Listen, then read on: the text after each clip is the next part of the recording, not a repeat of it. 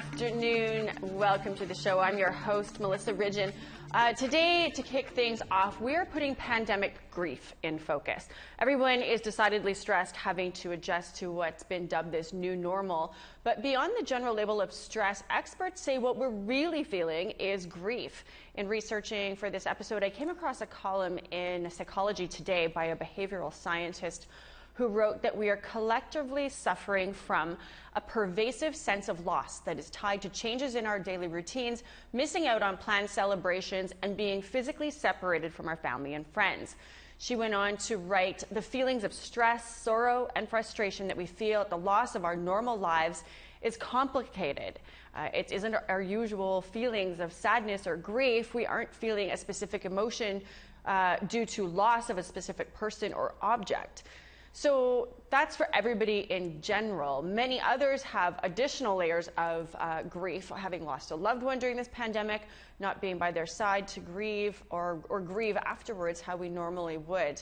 So we're going to discuss the impacts of this. Later in the show, we've got two APTN Investigates journalists who have uncovered thousands of letters from Inuit tuberculosis patients meant for their loved ones at home, detailing some of the horrors that they endured being warehoused in government-run sanatoriums down south. We'll hear from some of those heartbreaking letters from their loved ones reading them for the first time, and the journalists will tell us how they discovered this untold Canadian shame.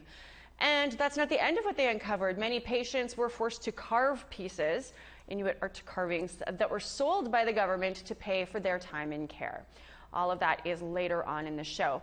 We, of course, want you to join in on our conversation. Our phone lines are open. You can call us toll-free at 1-877-647-2786. You can also tweet us at APTN InFocus.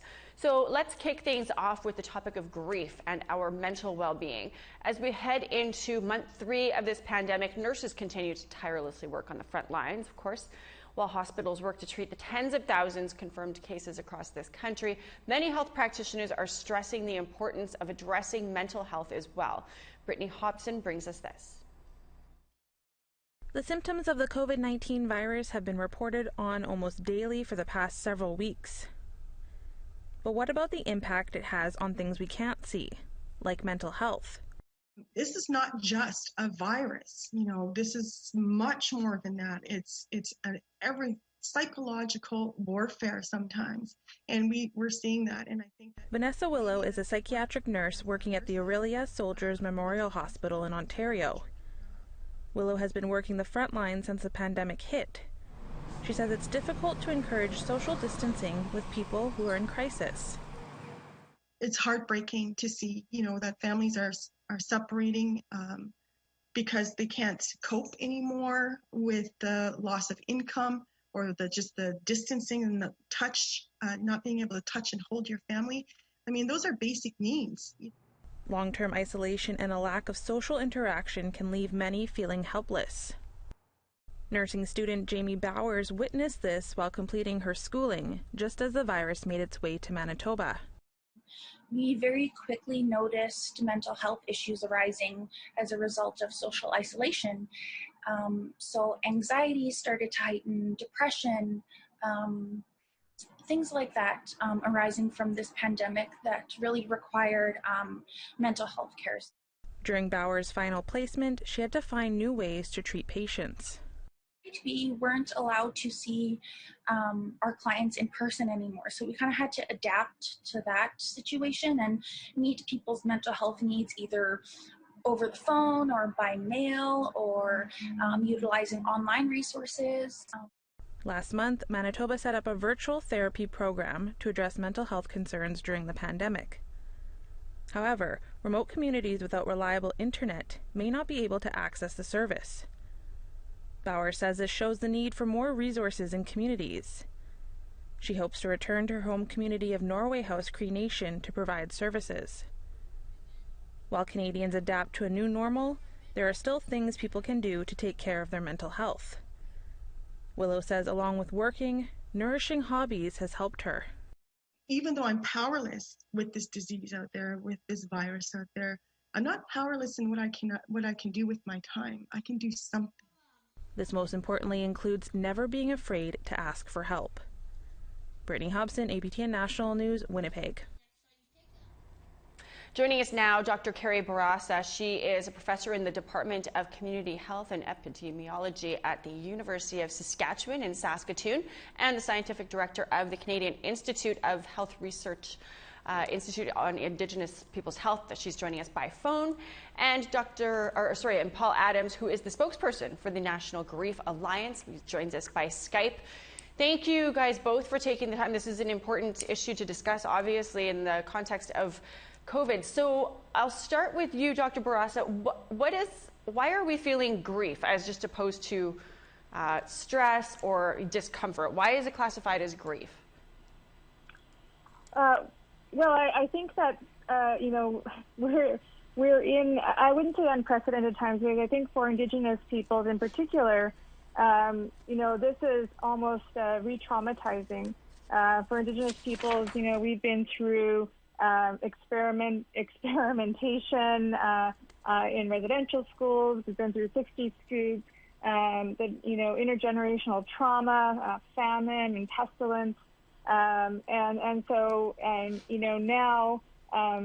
communities are not, allowed to grieve in the way that we normally would.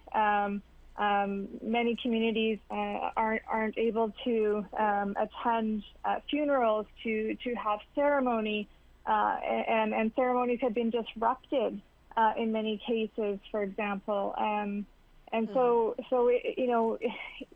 Grief is, processing grief can be done in a healthy way. Through our time immemorial, we've had our own ways of addressing grief, and now that has been disrupted. And so, grief it can be seen in many different ways, and for Indigenous peoples, now many of those ways of processing grief and dealing with grief has been, really, I think, in many ways taken away. Mr. Adams, I wanted to ask you, so you are the head of a group that came together in light of this pandemic. What got the professionals, red flagging it and saying, we got to come together and try to spur something to deal with this? So let's look at the most basic form of grief that many of us experience in our lives, and that's the loss of a loved one. Of course, in this pandemic, about 6,000 people at this point have died. Mm-hmm. In many cases, they died in a long-term care home or a hospital where their loved ones couldn't be with them, holding their hand, making sure that they were properly looked after in their last hours and days. And then, for all those people after the death has occurred, they're in a normal month, there are 25,000 people die in this country. All of those people, their loved ones, are deprived from the kind of rituals and social engagement that Dr. Barasa was talking about. It is normal in almost any society or culture when somebody dies to have ritual, mutual support. It takes many different forms, but it's not something that most of us deal with well in isolation. And the grief can be a normal process that we get through after some profound loss over months or years. It begins to lessen and we get back to our ordinary lives. But what the research says is if grief is complicated, if it's not allowed to unfold in a normal way, then it can turn to things like anxiety, depression, PTSD, thoughts of suicide, mental health issues, and then it's no longer a normal process. And the problem right now with the structures we have around mental health in this country is that grief, because it's regarded as a normal process, isn't really covered by many of the institutions that provide mental health care. And of course, many of the people losing loved ones right now in this pandemic also are losing a job, also may be suffering from intergenerational trauma, as Dr. Barasa said. So these profound moments of grief are coming into people's lives at a time when, because of the pandemic or because of other things in their lives, they're already vulnerable. Dr. Boris, I'll ask you, just for people at home maybe don't know what they're feeling, other than there's just a general feeling of unrest, stress. What would be, how do you know if you're suffering from grief, and what's the stages and processes of grieving? Well, I think there's many different stages, and I think people probably don't even know that they're in these stages of grief, I suppose. I think there are sort of those linear stages, but I think that we've kind of adapted some of those stages, at least in some of the work that we've done, and it kind of goes back and forth, where you have this sort of overwhelming feeling of loss, and sort of this volume of loss, because in Indigenous communities there's usually multiple loss, unfortunately, and certainly when it comes to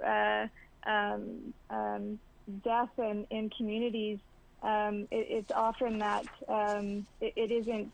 A lot of people, I think, when we think of loss, especially when it comes to end of life care, people think it's sort of older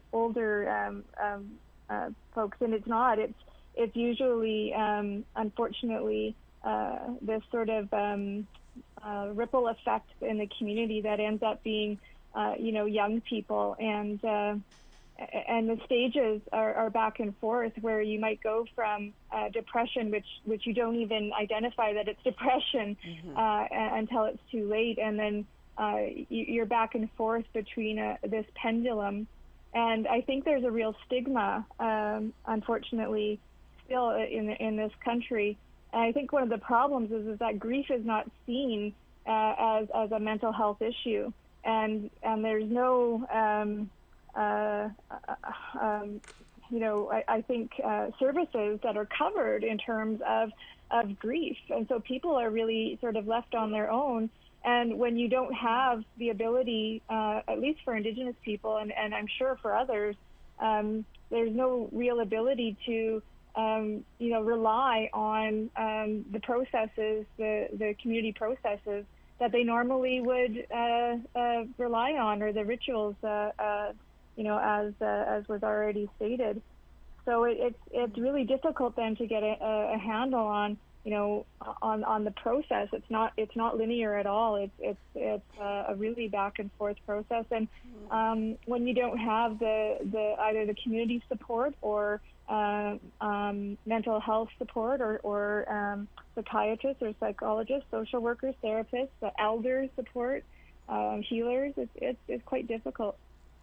Mr. Adams, when we come out the other end of this pandemic, what sort of services are collectively going to be needed in this country? And keeping in mind that a lot of our audience are in remote areas where you can't just hire more psychologists. There's not a psychologist who is going to be in a remote community. What would be a national strategy that would address the issues of lingering grief associated with this pandemic, or loss during this pandemic, that we're going to need in the months and years to follow this? Right. So what the Alliance is calling for is a $100 million investment in services. I'm talking about pushing money into the ground, into services that can be delivered locally, as well as another $10 million for research to understand what are the needs or what are the capabilities. We already have, based right there in Winnipeg, as a matter of fact, the Canadian Virtual Hospice has some tremendous resources, and if somebody does have good internet, the mygrief.ca and kidsgrief.ca are good places to go.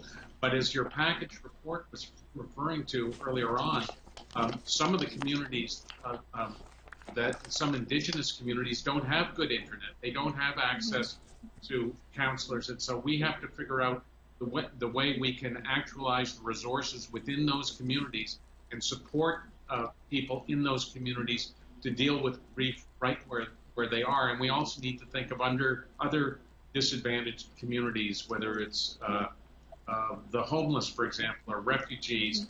We need to push services out. And another place that we're very concerned about is healthcare workers.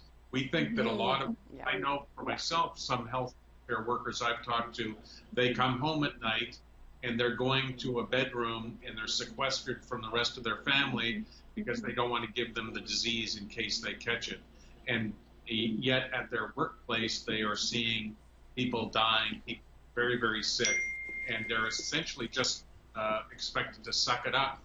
And at some point, this is going to produce a kind of psychological pressure that's likely to turn to grief or other mental health issues. So we need to have resources for them to support one another and to be supported by the rest of us. Absolutely. Well, I thank you guys both for taking the time to join us and discuss this. This is one of those things that I think has maybe been, we all know that there's stress associated with COVID, but a lot of us haven't identified it as grief. So thank you guys both for taking time to join us. Thank you. Thanks for having us. I want to share a couple of resources too with our audience. So the Native Women's Association of Canada has set up a toll-free elders line for people who are struggling. If you need counseling, if you've got grief, if you're upset, you can visit nwac.ca/COVID-19-support. So that's where you go to get a toll-free number to an elder who is near you, who's part of your nation. So they will hook you up. The other thing, and Mr. Adams had said this too, you can also log on to mygrief.ca, or if it's your kids who are struggling, kidsgrief.ca. Those have been set up by the group that Mr. Adams was talking about, the National Grief Alliance. Okay, we have to take... Can I just say one more thing? Sorry. There are some grief fact sheets that are going to be released also through the Canadian Virtual Hospice, so hopefully you can keep an eye out for those as well. Awesome. Excellent to know. We will make sure that that is available to our audience too.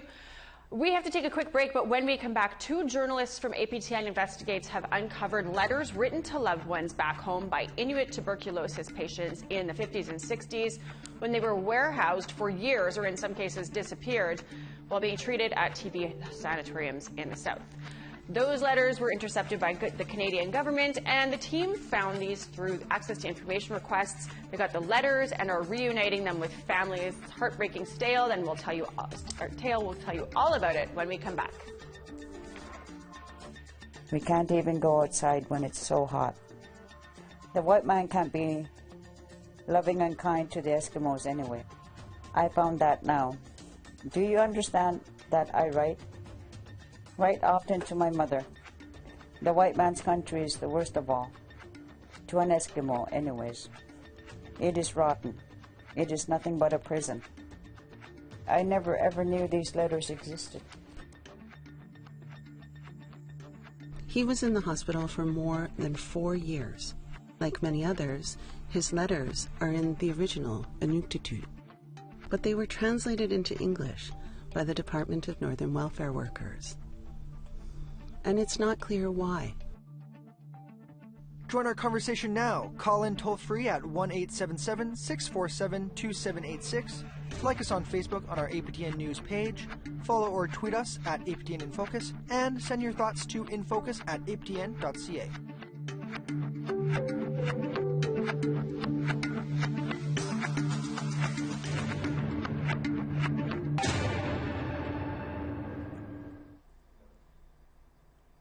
Welcome back. It's a painful legacy in Canada. Thousands of Inuit were sent to hospitals down south to be treated for tuberculosis during the epidemics of the 1950s and 60s. Last year, the federal government apologized broadly for this inexcusable treatment of Inuit during this time, but APTN Investigates has uncovered some bombshell information that hadn't really been known publicly before. Evidence that the brutal assimilation policies were way worse than what the government had admitted, including the government intercepting patient letters meant for home that detailed their horror in these government facilities, including staff stealing children as pets. Joining us now in studio today, APTN Investigates producer Holly Moore and reporter Brittany Guillot. Thank you guys both for coming. Notice we're socially spaced apart. I guess that's now our part of new reality. Everybody be awkwardly apart. So I want to ask, well, actually, no, here we're going to take a look at Holly's aired first. This is a two-part series. Holly Moore's aired first last Friday. It's called Writing Home. I want you to take a look at that, and we'll discuss that one first. Letters. Thousands of them. Telling me what to be. Written by Inuit tuberculosis patients in the 1950s and 60s. More than 5,000 Inuit were treated down south. I have to stay. Through access to information, APTN Investigates received thousands of pages of documents and spent more than 3 years researching them, and found more than 800 patient names. Patients like Annie Anjuiak's father, Tommy Analik.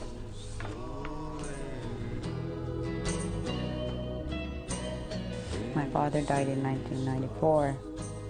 Never having talked about his time in the South, in the hospital. He was just 26 when he left Iqaluit, then called Frobisher Bay, to go to the Hamilton Sanatorium in the South. In this letter, he writes to the Northern welfare worker, Bob Williamson. This is July 23, 1958. To Bobby from Tommy, E286. I'm writing, I have received your letter, and thank you very much. I understand your letter very well. I'm very tired of being in a hospital. It's no place for anybody at all. Another thing is my mother is blind, and I pity her. My wife is alone, and I've been away so long. Do you understand? I want you to copy this letter and show it to the boss.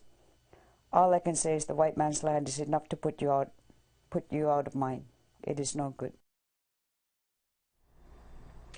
That episode of APTN Investigates aired last week. You can find it on our website, aptnnews.ca/investigates, to watch the whole thing. Joining me now is the team that uncovered this, APTN Investigates producer Holly Moore and Brittany Guillot. So this started for you guys 3 years ago. Yeah, this was in the research for an episode that I produced called The Cure Was Worse. We had filed an access to information request with the Library and Archives of Canada for what was only called Inuit letters in the describer. So you knew that there was letters? I actually didn't know. All it said was Inuit letters, and so I thought, well, what's that? So I put in a request for the documents, and they came about 6 months later, and there were over 5,000 pages of letters that were written in the original Inuktitut from the TB era, the TB epidemics of the 50s and 60s, all written from the patient perspective, all describing conditions that, you know, we've heard anecdotally about, right, but haven't heard firsthand, like at the time that they're happening. So the project was huge. I mean, it was daunting. Yeah. Brittany came on and started going through the letters, and we were able to extract 800 patient names. We have the names, the DIS number, the communities, the hospital, and who the person was writing to. So when you got the letters, well, and I'm sure I love telling people the kind of the stories behind the stories of journalism. Yeah. Sometimes people think it's very methodical what we're looking for. I know this, and I'm going to go get this, and I know this, and I'm going to get this, and we always get kind of what we want as we go along. And a lot of times it's not. It's like you said, I wonder what that's all about. And so you start sniffing, and you find something incredible like this. When you got the 5,000 pages and saw, like, I'm holding patient letters. You know, what was the reaction when you guys held those in your hands? Brittany, you want to go first? Well, it was pretty shocking to see what they were writing about. You know, so many of them were expressing just missing home, really, missing the people that, you know, missing their loved ones. And yeah, it was really shocking to see how many people were missing home. And how did you feel, Holly, knowing like this is a bit of Canadian history that nobody else has except for you guys? My first impulse was, how do I get these to the families? Yeah. So as I'm reading the letters, it was being a bit of a voyeur. And so you know, for both of us, we had a lot of feeling that, no, these need to be repatriated with the families. And so how are we going to find these families? So we started the long and very methodical task of trying to find family members who, number one, wanted to see the letters, and number two, were willing to talk to us about it. Did you have some who said they weren't interested? Yeah, we definitely, we came across some people who just didn't want to see them. And so we very kindly just went, okay, because there are ethical considerations. I mean, you're holding private medical information. And, you know, in our work, we always wanted keep reconciliation in mind. And if these were going to cause more harm than good, then we didn't want to pursue that path. So our first impulse, I think, was just how do we find people, right? So when you came on, you were really good at digging for those people. Can you just talk a bit about what you did? Yeah. So, I mean, I used Facebook a lot as a tool. There's a lot of Inuit art pages on Facebook, and so we just went in there and we posted that we're looking for, you know, like we have these letters, and if anybody wants us to search for them, if they're family members, we would be happy to do that, and that's how I found Sarah. Yeah, Sarah, who we'll talk about in the next block. We will introduce you to Sarah. And the story, what is shocking about this story is, as I was watching the first one that aired, Writing Home, on Friday, it just escalates into, you know, heart-wrenching facts. But these are facts from our country's history, right? And I think everybody collectively knows that there's a lot of shame in Canada's history. But when you, maybe I'm just naive, but when you learn a new piece of that shame you didn't know before, it just brings all of this all back up, right? All of this, the disappointment and the heartbreak, it brings it all up to the surface again.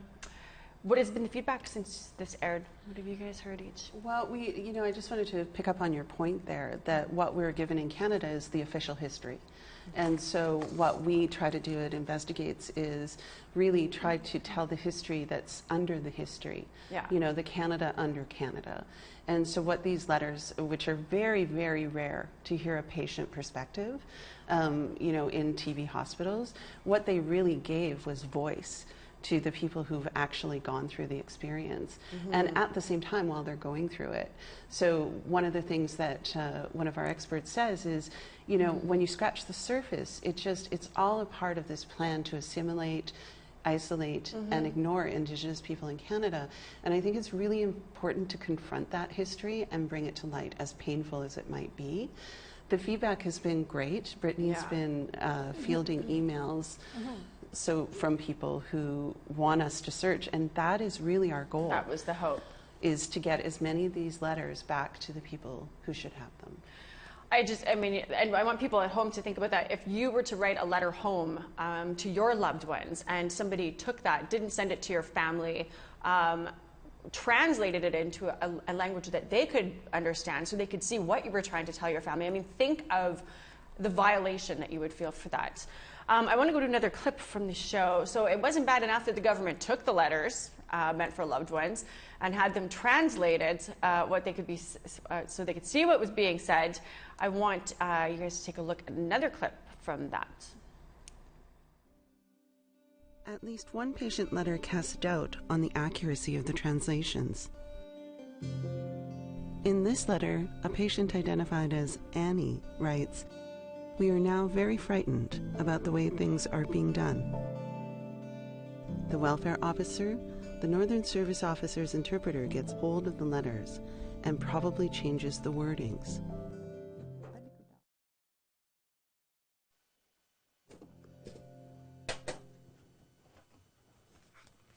Though there is no smoking gun in the historical record about why her father's letters were translated, Annie Anjuiak says she suspects censorship. His letters never went home. I want to do another clip because that one was good too, but we were just talking while we were watching that about the translator, who I thought was an amazing character for this show that you guys tracked down. So you would of course wonder, well, so who from if the government's taking these letters that are written in Inuktitut, who's translating them? Well, of course they did what they do and paid somebody from the Inuit community to do it for them. She's an interesting person. I want everybody from home to take a look at what she was all about. The Indian agent, one day I'm walking on the street and he stopped me and he said, "You're wanted in Ottawa." And somebody met me at the train station. And that's how I became a translator in Ottawa. Patients were so glad to see me, to see an Inuk who was not laying in bed.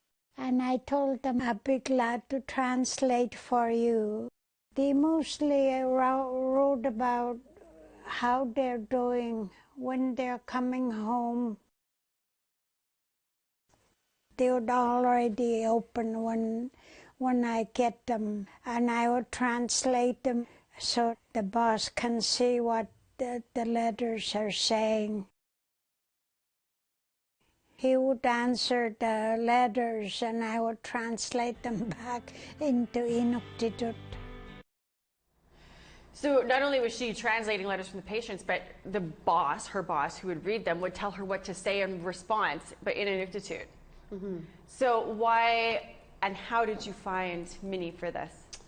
Well, Minnie was a really important voice to have because one of the answers that we never got to in the show is why. So why were these letters translated? Was it pure surveillance and censorship? Because that was certainly our feeling when we first saw the letters. Mm-hmm. We've since found out, we did a ton of primary document research that showed that some of the department was actually kind of trying to create a communication link, right? Because communication had been totally broken, but had been sort of operating in this place of racism, this assimilationist policy against Inuit, and that's why we included Volta Radhika, who was the Arctic chief. He was another interesting character. This whole show is full of interesting characters that you guys found. But we needed confirmation from Minnie on why. And for me, it was interesting as a viewer to see, you would think of these translators as being these horrible, evil government employees tucked away to disassemble what was being said and disconnect those means of communication back and forth. And then comes Minnie. And you're like, she's the sweetest thing. Yeah. You know, she warmed my heart. She brought so much to that story too. Did she mention other translators that she knew? I'm curious. In Brittany's show, you can talk about Leah Idlo. We have another translator coming up. Give us a little. We're going to go to a break after this, but give us a little heads up about Leah. Was she similarly perfectly sweet? Leah Idlo was a translator for the Eskimo Correspondence Program as well, and she translated. She was one of 12 translators actually for this program, and a lot of the translators were Inuit or Inuktitut speakers, so they were a really integral part of this program in terms of facilitating the conversation between patients and other patients who were in other hospitals as well, because a lot of the patients were wondering, how is my mother in this other hospital, and so it was really important that they had those translators there as well. And Leah has passed now. We have her son, Guy Dargencourt, who we actually brought the majority of her letters that had been translated to him. And so he accepts the letters, and he didn't even know that his mom did this work. So. Well, I'm sure I will warn everybody at home to have Kleenex handy if you're going to watch Writing Home, that's for sure. If you would like these reporters to search their letter database for yourself or for a loved one, you can contact hmoore@aptn.ca or bguyot@aptn.ca. You can also contact Beverly Lenny. She's working for the government to reconnect people to help find loved ones who did not return from tuberculosis in the South. Her information is on your screen now. You can phone or email her. We need to take a quick break. But when we come back, as if it wasn't bad enough, the Investigates teams discovers a little something else that was happening. Inuit patients being forced to carve in these sanatoriums, and the government selling their art to pay them basically nothing, or nothing in some cases, and keeping the profits. When we come back, we are going to talk about that, including where some of those pieces are now, what's going to happen to them, and we also have more letters from inside those sanatoriums. I believe that the nurses could do away with us Inuit if they were not making money. We are the only reason they make a living.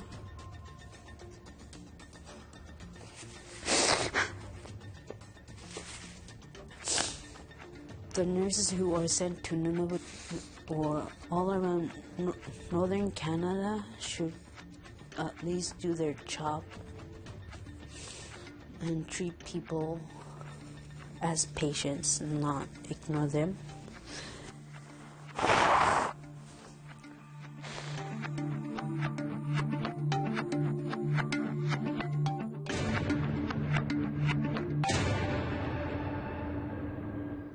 Welcome back. We're discussing an APTN Investigates two-part documentary about the horrors suffered by Inuit in TB sanatorium back in the 50s and 60s. Part one reveals that the government was intercepting letters from patients to their loved ones back home and having them translated to English to see what they're saying. The letters were from some 800 people, never been sent home. They were warehoused in the Library of Archives of Canada until uncovered by the Investigates team, Holly Moore and Brittany, who join us here today. Part two of that gives us a look at another shame that most of us don't know about. In Carving Home, which airs this Friday on APTN, Brittany discovers that many patients were forced to make carvings while they were in these hospitals, which the government would then sell and often not pay them for. Let's take a sneak peek at that episode. Leo, if I don't go home this winter, can I go back where I was before? In Hamilton, that is. Because I will not get used to this, the way they treat us here. It's like just if somebody died every day and we practically starve. I believe that the nurses could do away with us Inuit if they were not making money. We are the only reason they make a living.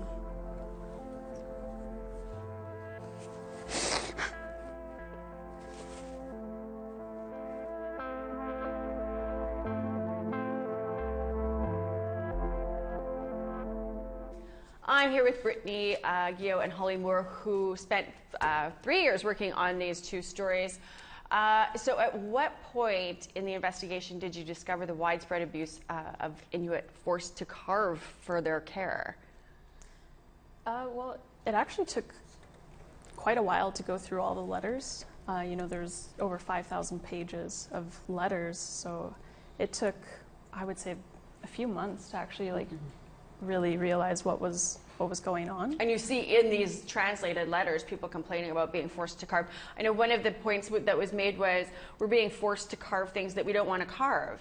And I think some people, Beverly Andrews, the producer for this show, and I were just talking about, she'd mentioned that there's Inuit carvings of things like raccoons and other animals that just aren't up there, right? So, but this would be some government official saying, but the people down south would like these critters. How many of the 800 would you say were of the 800 letters from different patients that you'd identified, how many of them were carvers? I believe we counted approximately 140. Okay. Yeah. Yeah, I think it was 140 at the Winnipeg Art Gallery collection, but we're like somewhere near half were carvers. I think that's right, the number that we came up with. Right. And I have to say, like, it was Brittany who actually, initiated this whole carving topic. Right. Because when we had the letters, like, you could go in any direction with this, right? The shame of the letters wasn't enough. We had to figure out the apparatus behind the letters. But it was actually Brittany who noticed, a lot of these letters are talking about carving and the fact that they're carving in rooms that are really dusty. And so initially the two parts were supposed to be mine to do, but I thought, man, you've done all this amazing research. Go in there and you know, you do it. Yeah. So it was really Brittany who led the charge on that, and you know, was pretty outraged by the fact that the government had sort of prescribed models that would sell down south. Yeah. So she initiated the contact with the Winnipeg Art Gallery, and it's pretty amazing. Yeah. I'm happy to see that Investigates is still pulling this sort of thing where they hire you as a researcher, and then next thing you know, they're like, here, go and be a TV reporter, because that happened to me as well. So I feel your pain, and I'm like, I'm just here to do the digging behind the scenes. Never works out like that. Anybody at home, if you ever to get a job with APTN Investigates and it's a research job, know that that's just a lie to get you in the door. I want to take another look at a clip from your story. This one, Beverly, are we doing, this is about the stealing children, right? Yeah, okay. It's about a letter home about stealing children. Cute. Many patients complained of not being paid. Nurses, doctors, and even RCMP officers could buy from patients directly. But according to Radhika, that's not the only thing some of them took home. And I found quite a few of these so-called vanished kids. I took their disc numbers. Everybody, of course, had disc numbers then, which was a way of identifying people for sure. And I frequently discovered that the kid hadn't died, that some well-meaning physiotherapist, nurse, or even doctor took a liking to a child and took him home like a pet. Took him home like a pet. So we were talking during the break, I guess, about Volta Radhika being, he worked for the government up there. He was potentially on the side of the bad guys and ended up being, as you guys got going in the investigation and your research, discovered that this was a guy who was looking around, seeing what was happening around him, and became an ally. Can you share a little bit about what his role in this story is? Yeah, well, he worked as I believe it was the chief of the Arctic Division, and so he did a variety of different things while he worked there. Yeah. He was also, so he had been charged with, you know, taking over the Arctic Division at a time when there was a lot of transition going on. So if we remember our Canadian history, I mean, Inuit were contacted and cared for, quote unquote, by the government, right, not as late as the 1930s and 40s, when the government became interested in sovereignty in the North. Yeah. So they took a very assimilatious approach that, you know, there was no way to preserve this way of life. They had to get with Canadian society, which led to many of the abuses that we've been talking about.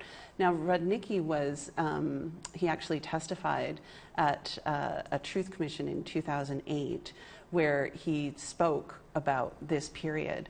And we felt like it was really important to include his own words in this as a primary source. And when we went through the interview, I think we got to that part and we just went, wow. What? This what? isn't what we expected. Yeah, this is not what we expected. Yeah. This was an ally. Yeah. Some of these carvings have been tracked down to the Winnipeg Art Gallery's Inuit Center. Here's a look at a woman related to several of these carvers being shown her family's work that she didn't know existed until the APTN Investigates team brought her to Winnipeg to take a look.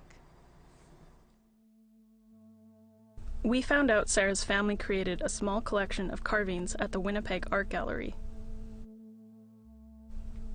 We brought Sarah for a visit in February 2020.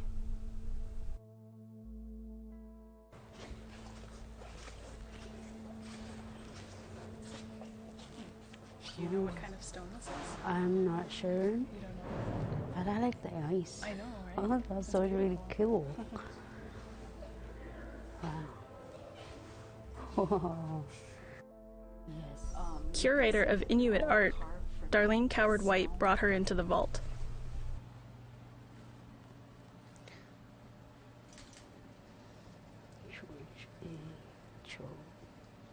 Wait.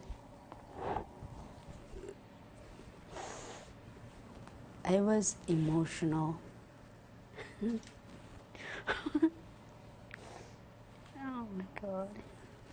because I didn't expect to see my dad's carving, also my Grandpa Joe's carving, and my Uncle George.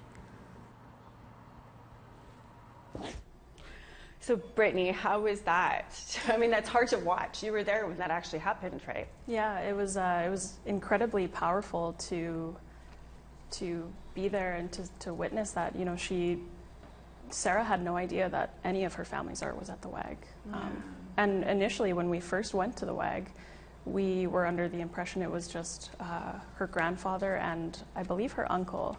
And you'll see in the doc that there's like 15 different family members that she has at the WAG. So have you talked to her? I mean, how is she feeling after that trip here and to go home? What did she? Because things oftentimes take that long to sink in, right? Have you heard from her since she was here? Yeah, she said she's just incredibly proud of the work that her family did to provide for her family, and so she's really happy to see that the WAG has their art. Well, and it was incredible from the work on part of the WAG to connect the dots of those other family members' pieces for her. What's the art gallery doing? Do you repatriate these pieces to families? I mean, you interviewed them in the doc, which is airing on Friday. Everybody can watch at home, but give us a little sneak peek of what the art gallery says they're going to do in cases like this.